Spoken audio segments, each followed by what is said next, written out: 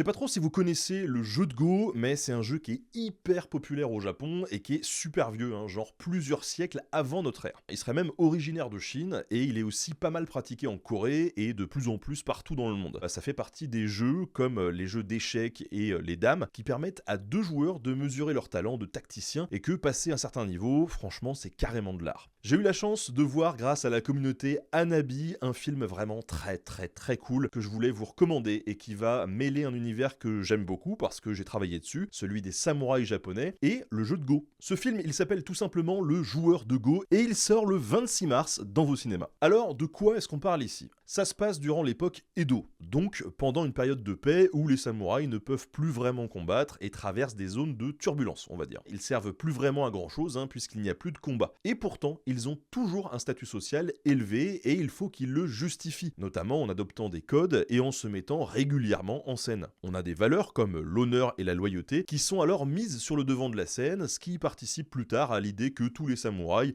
ont toujours été loyaux et pleins d'honneur. Ce qui évidemment est pas tout à fait vrai. Bref, il y avait quand même des samouraïs qui correspondaient à cet idéal et justement le héros du film, Yanagida, il y correspond plutôt bien. Enfin, lui c'est un ancien samouraï mais pour le coup qui vit une vie modeste avec sa fille à Edo, la ville qui deviendra de nos jours Tokyo. Mais ce qui est important là-dedans, c'est que Yanagida, c'est un très bon joueur de Go. Voilà, il adore ça et il éclate littéralement tout le monde. Jusqu'au jour où il se retrouve pris dans une affaire assez étrange, où on l'accuse d'un méfait qu'il n'a pas commis, mais qui met en péril son honneur. Bien décidé à se défendre, notre beau gosse va alors partir en quête de justice en faisant chauffer ses plus belles pièces de Go. Alors j'ai plusieurs trucs à dire sur ce film, parce que franchement j'ai été positivement surpris. Déjà, c'est sublime.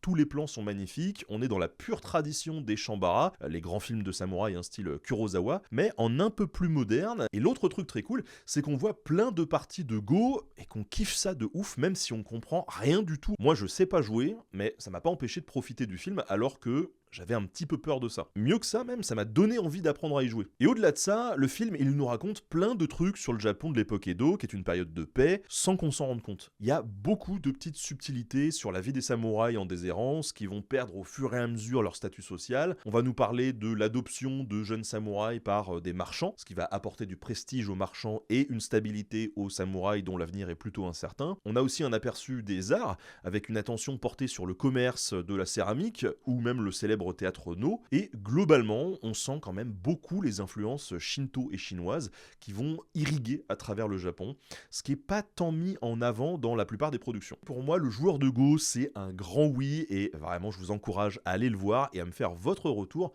dans les commentaires.